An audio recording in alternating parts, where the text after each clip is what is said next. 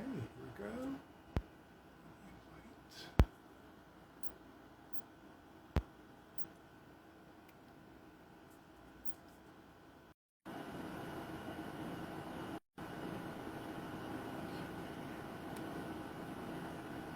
Oh, hey, Phil. Let me see if I can get. Let me try again.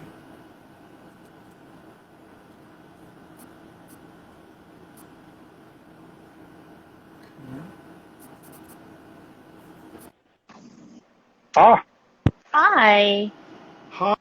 How are you? how are you? I'm good. Good. Okay. My God, you look amazing. Wait, Thank that's a you. combination. You did a combination of Yes, yours and my. yes, this is the Fearless Honestly, turban and the gray beanie sleeper. I just wanted oh to do a little Lord. razzle dazzle. Oh my God, you just took Beanie Sleeper. Like, I thought it was here. You Yeah. took it to like here. I'm like, I love it. And you look amazing. And thank you. Let me do first of all, I'm so glad you're here, but let me do my little intro. And then we're going to Sure. dive right in. Oh my Absolutely. God, you completely blew my mind right now. Oh, So anyway, hi everyone. I am Ben. I'm the founder and creator of Beanie Sleeper, the beanie with an integrated sleep mask that blocks light and keeps your head warm and comfy without overheating. Let me put mine on. I have to put my Beanie Sleeper on because one, I might fall asleep. I'm not going to fall asleep, but afterwards. No, no, I no, no, wouldn't no. blame you. I, oh God, I never did. But this is actually the Beanie Sleeper I wear every night. So Oh, I the love it. blue one, is that your Anyway, favorite color? it is my favorite color. It is but this is, I like literally, I think I've worn this thing down. I love it. I wear it Oh, all the time. Anyway, welcome to a very special episode of Sleeping with Ben, the chat show where I talk to interesting people in search of why they do what they do. My guest today is Sonia Kiswami, breast cancer survivor and creator of StyleEsteem Wardrobe. Literally the place to buy the most gorgeous turbans on the web, as you can see. That thing is beautiful. thank And you. also, is this your motto? I found this. Breathe, slay, repeat. Is that like your motto? Or That is, I found it in a tweet or something. yeah, that is, I think that's one of them because honestly, it's kind of in combination with this idea that every day you wake up, you are going out into the world. It's a new part of your long story that is your life. And, you have the chance every day to wake up and to just kill it and to have, Yeah. simple things like fashion that makes you feel beautiful and confident be part of that. So that's kind of part of the recipe, I think, is help, having these little things help you feel your best and look your best so you can do your best. I absolutely love, I mean, we'll get on to something else, but I absolutely love that you started with breathe. Mhm. Breath is like, Yeah. how often do we forget to breathe? Do we let things Yeah. wash over us when literally a simple breath Mhm. would put things into a little bit more perspective. It's so, I mean, Yeah. breathing is key. And then I love how it's like, it's not breathe and hold, it's breathe and slay. Yeah. Like deep breath and go. I Go. love it. Yeah. I love it. So your intro was literally two sentences. Tell me something in your intro I didn't mention. Because I said breast cancer survivor, so we Yeah. will talk about that. And I said creator of StyleEsteem Wardrobe, which is Sure. freaking brilliant. Yeah. You have one child? Oh, I don't have any. I have my You don't have cat. any children. She is You have right a cat. I'm here. a cat. You're a cat mom. I'm a cat I'm a dad. cat mom. Yes, I'm newly married Oh, I and I'm love a it. cat mom. And You know other what? than I that, my remember you. company's my baby. It is newly married. I knew there was Yeah. something new. I remember we Yeah. chatted before, and I was like, okay, she's newly married. Yes. Okay, cool. Yeah. Okay, so I want to ask you. I'm going to dive right in, but I Sure. really want to know because you were diagnosed at 29. Is that Yes. right? Correct. Yeah. But what were you doing before with your life? How was your life like 3-4 years before you were diagnosed? What was that like? Sure. Yeah. And this is something I think I would have mentioned like as part of the intro. What's something that people don't normally know about me or wouldn't really Yeah. assume about me, and that's that my background is not in fashion. I didn't get started, in a fashion position, didn't go to fashion school, none of that. I was actually um, it, well back into my childhood. It's something that I was interested in and something that I wanted to do is become an haute couture Mm-hmm. designer. But my parents encouraged me to go to college and at least earn a degree that would be a good fallback in case fashion doesn't work out. You know, once college is done. The parent thing, all that. Immigrant mentality. Very wise. Very wise. I didn't appreciate it at the time. I'm not going to lie, but Right. I very much appreciate taking that advice now. And so I ended up in Washington, D.C., studying international affairs. And then Oh, following, really?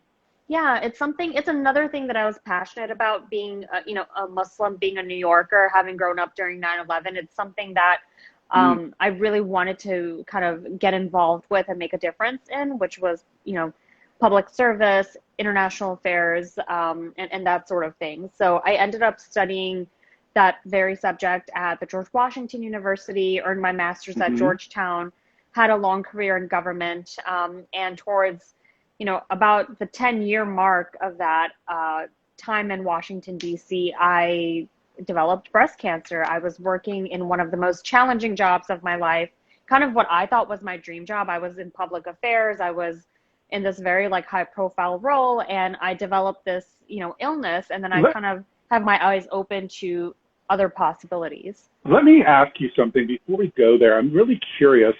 You were in government service. Yeah. Have you always been of service? Was that like as a child? Were you like that? I mean, Yeah.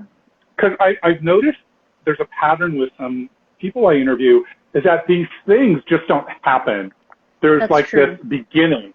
So I'm just wondering, when did the service part of Yeah. yourself start? How far back can you remember that you were being of service? So service is something that was ingrained in me from the values that I was given from when I was brought up. So since day one, I would say, because that is something that Wow. is a very big part of our religious community, and it's something that we practice a lot of for each other, and also for those who are outside of our community. We give back a lot. Giving yourself in service, acts of service, is a very very big thing where I come from. So it's definitely something that inspired me to go into government, and then also when I started StyleEsteem to do the 1-for-1 donation program where we give a turban back for each that we sell. I love that. I'm just fascinated with the idea that you discovered service so early. It was ingrained in you by your family, by your parents, and by Yeah. your religious background. Yeah. I think that's really amazing. This might be a weird question, but who were your heroes growing up? Oh my goodness. This is I something, know. oh my goodness. I think it's really changed quite a bit over time. I think I used to idolize like champion figure skaters and like pop Okay. stars and like the whole gamut. But like, if you would ask me today, it's really become very specific. I really idolize the founder of Spanx, Sarah Blakely. I Yeah. idolize the artistic prowess of Lady Gaga. There's a few of those like very powerful women that I've really come to relate to, and I think that this is a really important point because I, for the longest time, actually had a hard time pinpointing who it is that I idolize in a very authentic way, and that's because I don't think I was really on the right path for myself, where I was able to, pinpoint what I want and then pinpoint who I idolize in that sort of process to get to where I want to be. And this is really the first time in my life where I can actually give you specifics about who I idolize in a Yeah. meaningful way. I got to tell you, I'm really much the same way. I look back at my childhood and, of course I love my parents, but I never idolized them. I didn't think of them as heroes. I look back now and I say what they did was very heroic Yeah. because I understand now as a grown-up, I understand the sacrifices they made for me so that I could be here today. But Yeah. it really was, I completely am with you. When I grew older and knew more about what I wanted to do, I was able to kind of pick and choose my heroes. Yeah. Right? They didn't happen to me. I let them in because I valued things that they valued. So I think that's really amazing. So let me just say this: prior to your cancer diagnosis, if that never happened, do you think you'd still be on the government track? Yeah, I think my life would be so different. And when I say so different, I mean completely different. I would have probably still been in DC. I might have still been in that path, trying to find my way, trying to find the thing that makes me more passionate than stressed out. I don't know where my personal life would have been. I certainly wouldn't have met my husband. That happened after I moved back home to New York City and launched my company. So I think it would have been so different. I feel like I still would have been trying to find that path back into fashion, whether through blogging or photography like I was trying to do before, but it wouldn't have been that very sort of niche thing, which is, what does this mean? I always wanted to kind of find my way back into fashion, but in a way that meant something that provided value to the world, that sort of made a difference in the lives of people, not just creating, just visually pleasing things, but something that made a difference. You said something, you just said a hint of something I thought was very interesting. You said something, and then you said me, something that was valuable to me, and you put you in the equation. Yeah. And I think that's what a lot of people don't do. We feel like we can't do. Yeah. It's put me in the equation. I'm doing other things for other people, which is great. But still, there's a self-fulfillment aspect to what you're doing now. I don't know if you actually felt as a government person, but maybe you did. But it seems like it's deeper now. Yeah, I think when I was in my previous career, I was very much focused on the greater good, period, full stop. But now I feel like I have the chance, and this is, I think, largely because I'm working for myself. I have the chance to explore a lot of the things that I spent a lot of time getting good at, right? Like the communications aspect of what I do, the creativity aspect of what I do, because I have full autonomy. So all those things that I spent a lot of money learning at Georgetown and then, fine tuning in the government, I can now actually just exercise it any which way I want. And that's kind of cool. Yeah. It's amazing. So take me back to, you're 29 and what happened like the day before and then the day after? What happened? What were you doing the day before your diagnosis and then your world changed? Yeah. I was actually traveling, and I was meeting up with my parents at a community event. I was out of town in Atlanta. And so I got there like a few days early to spend time with some family that I hadn't seen in a while and to wait for my parents to come in. And as I'm getting ready to go out and meet my parents, I'm taking a shower, I'm getting dressed. And that's when I discover the lump in my breast. And I was just kind of in shock because I feel like I would know what's going on with my body. And this is like something that I didn't see coming. It wasn't something that I noticed, like getting a lot of people, like they'll notice something and they'll monitor it and it'll get bigger over time. Then they'll go to the doctor. For me, it was like going from nothing to like a lump, So I was definitely concerned because that wasn't normal for me. A lot of women do get cysts in their breast. That wasn't my case. This was just out of the blue for me at that age. And so basically I told my mom, as soon as I saw her that day, like, hey, this is what's happening. She was working for an oncologist at the time as an office manager. And so I knew she was like familiar with people who, I knew she was familiar with people who are going through this. And she checked it, and, her boss was also going to happen to be at this event. And so, we were like, okay, well, hopefully we can find him. We can look for him there. And we were able to get in touch with him. He checked me out and basically was like, look, you're very young. You have dense breasts and you don't have any family history. So I don't think this is something to lose sleep over. I would go and get your checkups, come up to New York. I'll write you a referral, go get your checkups done, go with your mom and just take it from there. And so that's what I did. And I really, I think I had a feeling that something was off and that it would be more than just like cysts or like benign cysts. But I said, fine, like I'll try to stay calm until then. So prior to this happening, I was just living my life, kind of. I mean, you didn't feel sick, did you? I did not. And that's kind of the worst part, I think, in a lot of people's experiences, that you don't really start to feel sick until you are in treatment, and the treatment makes you feel like death. Oh my God. So that was really horrible. That was the worst I've ever felt in my life, is during chemo.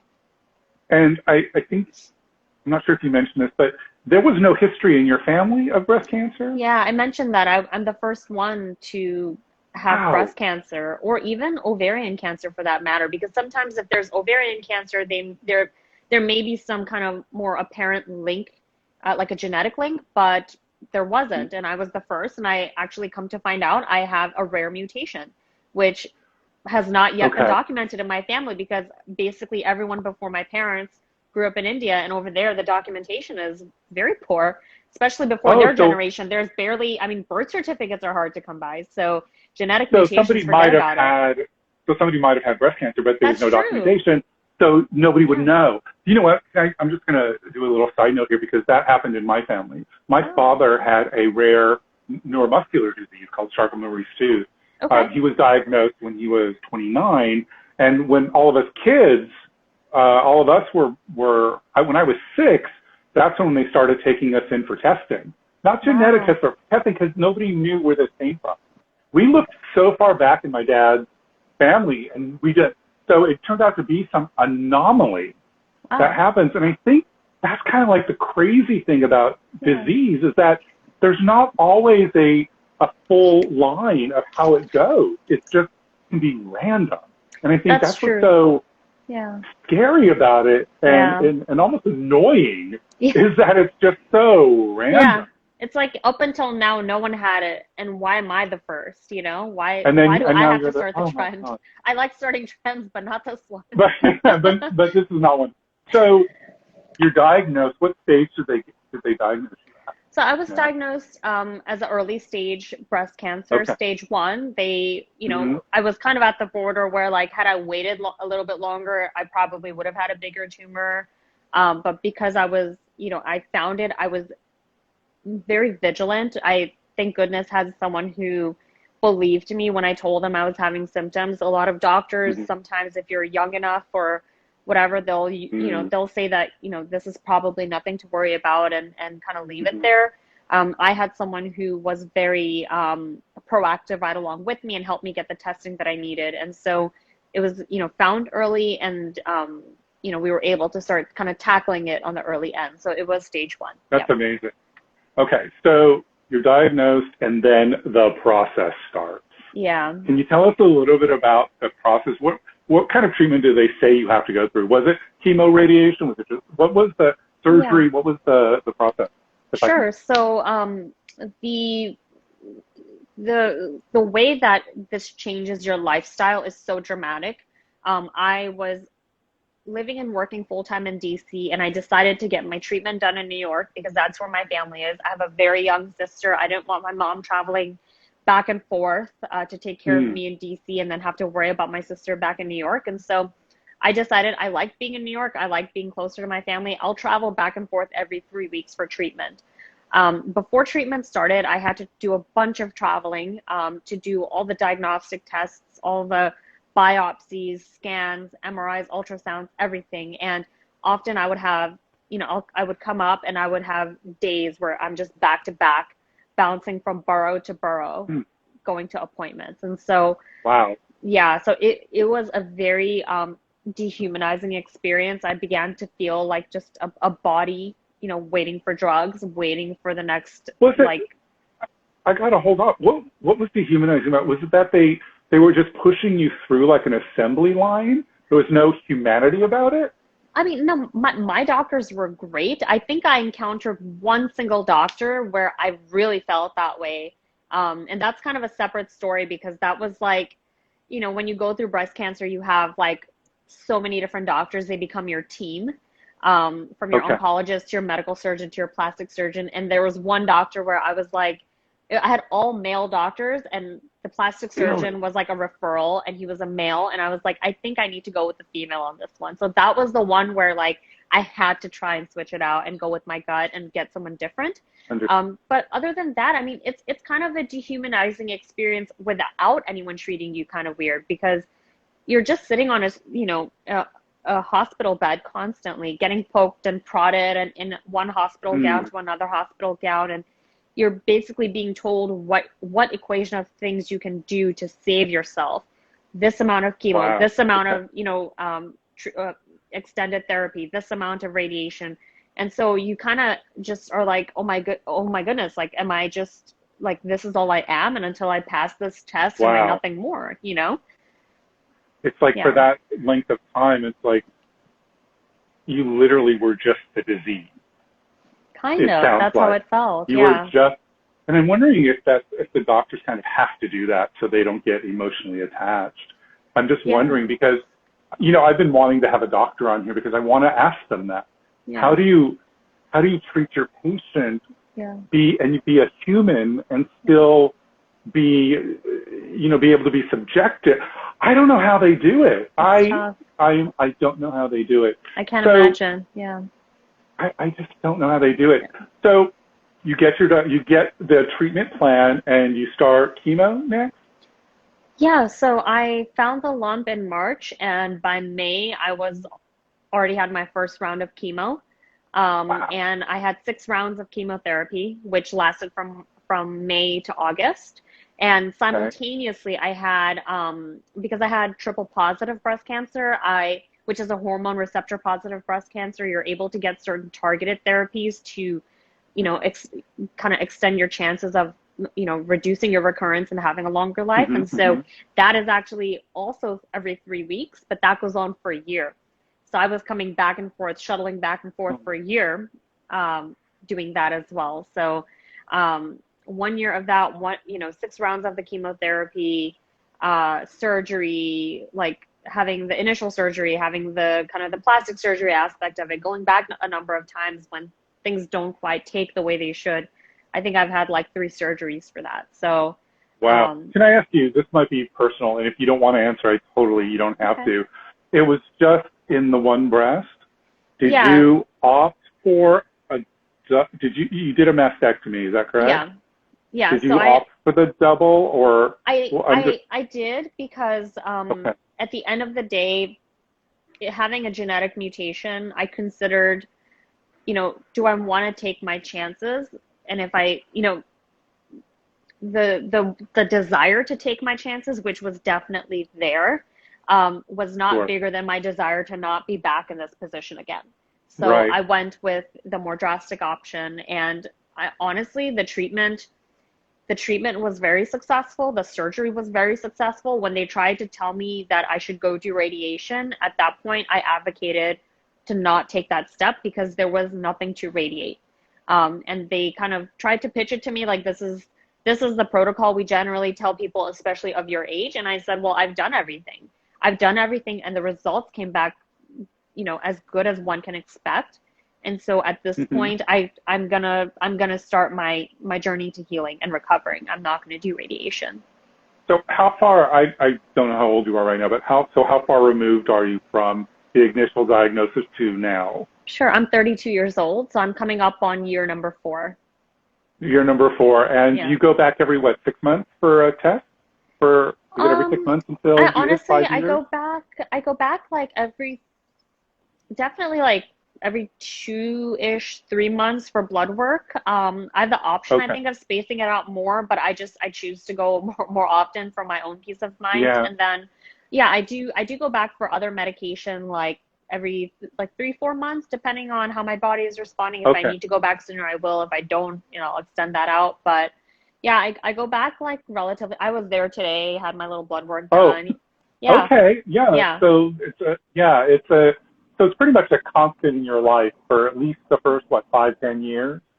Yeah, I mean, I It's think kind of like, yeah, I think, you have the option of going less frequently, but for yeah, me, it's a peace of mind thing. So sure. it's reassuring for me to go more often than not. So, So tell me, when did you, between diagnosis and now, yeah. when did StyleEsteem first? I read on your website that it became apparent there was nothing beautiful out there when you Yeah. lost your hair. Yeah. And I mean, between Etsy and Amazon, there's nothing you found beautiful. Yeah. But what part of your journey did that happen? And from there, when did the idea that I can do this, Yeah. that I'm going to make this thing? Tell me about that. Yeah, so I first started to realize this when my oncologist told me, "Hey, you're going to lose your hair by the time you come back for round number 2 of chemo. Just make sure you buy a wig and that you're prepared because when you start to lose it, it's going to go fast." So I said, "Fine. let me use this as a time to like maybe experiment. I'll go get a blonde wig. I'll see what that life is like.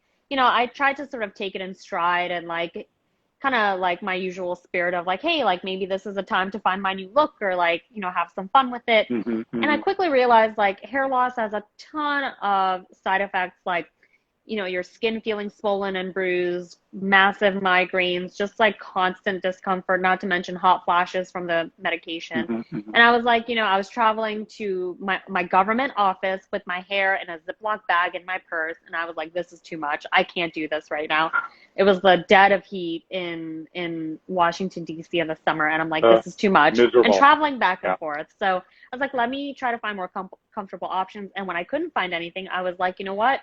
I'm Indian, like, aren't Indians supposed to be gifted tailors or something? So let me go, maybe let me go find some fabric and see if I can do this thing. And so I actually ended up going to a mom and pop fabric shop near my infusion center in Astoria, Queens. And I would come back with a few yards of cloth each time I'd go.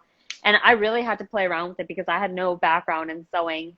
But when I came up with certain styles that I liked and in fabrics that I could just kind of play around with and mix and match with different outfits, I found myself living my life a little bit more, having, doing the little things like going to the movies or going for a walk and not having to worry about a wardrobe malfunction on the top of my head. So when that happened and I finished out treatment and my hair started to come back, I realized kind of how much this had helped me in my journey. And around that same year in August when I finished chemo, I started to then talk about my diagnosis and talk about my company plans at the same time because I really had kept it to myself until then because I wanted to focus on healing. But when I kind of felt like I was a little bit out of the thick of it, I then started to talk about it. And I started to put it out there because I knew that once it's out there, I have to kind of follow through on it. So I started to tell my friends and my community, and like that really got me encouraged to kind of go full speed.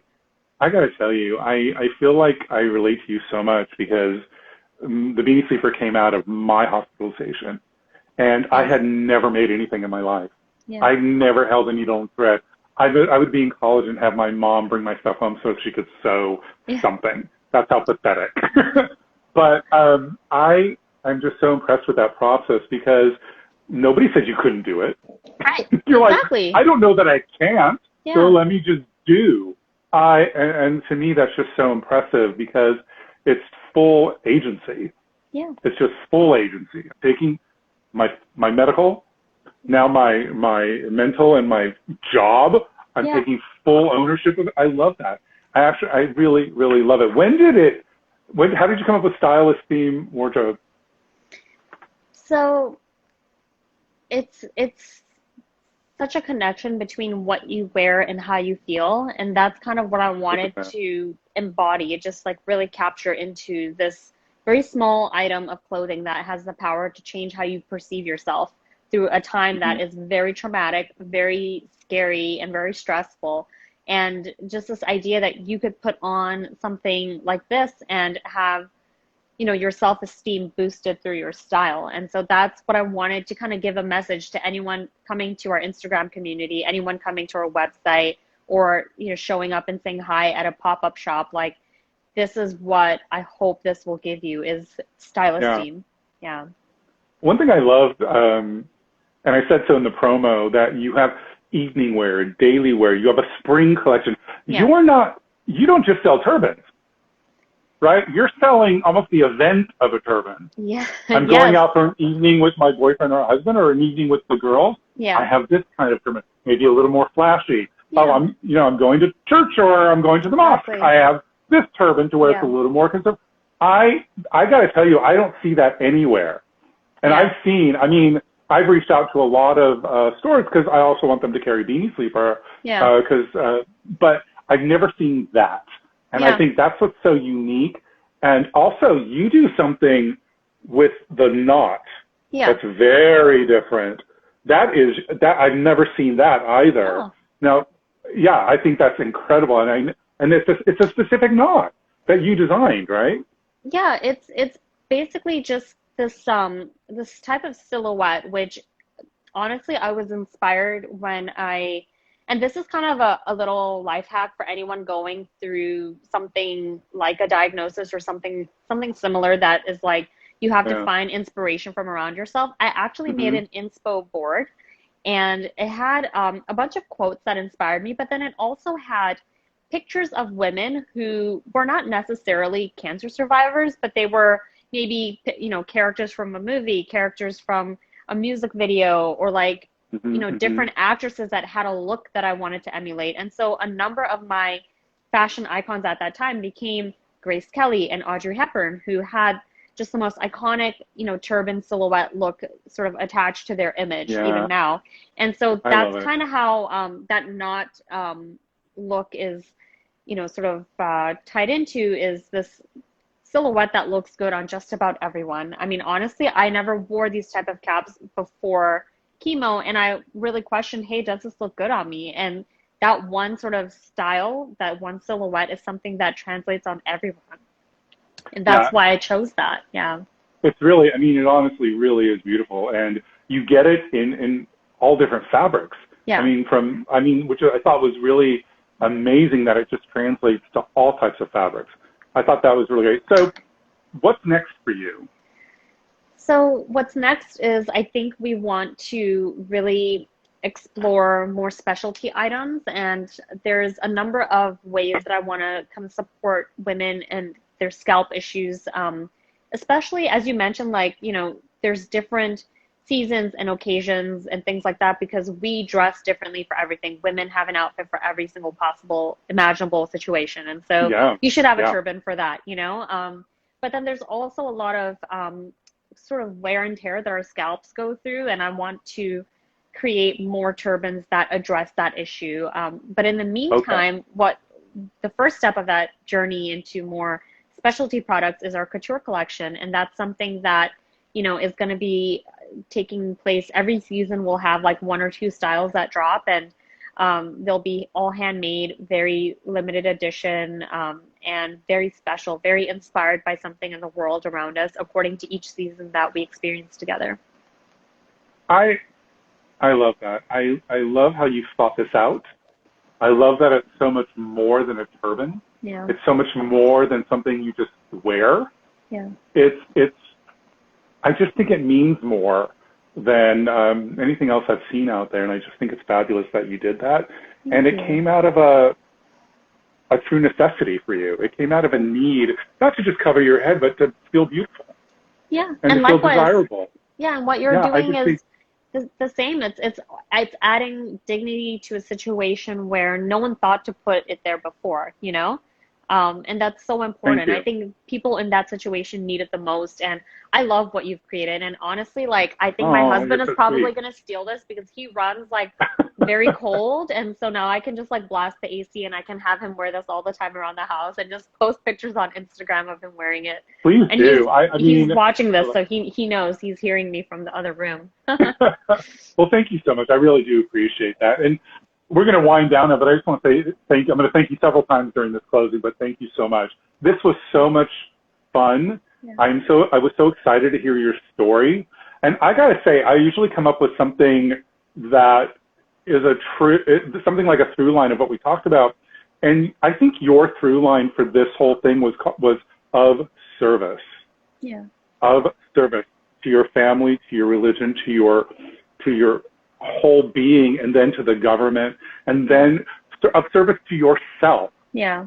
During your treatment, and then your service through this business, because you are making yourself happy and you're bringing joy and happiness to others.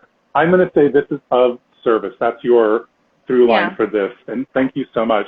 So I want to give a big thanks to Sonia for the huge cuddle today.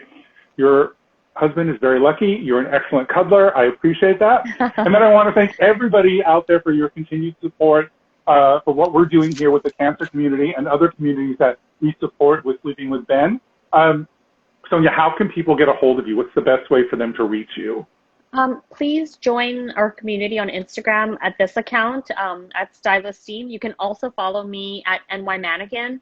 Feel free to slide into my DMs, ask me any questions about style, fashion, hair loss, whatever it is that you want, relationship advice. I'm here for it. And then my email address should also be, Yeah, my email address should also be in my Instagram bio. So if you need that, feel free. And I'm going to I'm put an open all of book. that in the.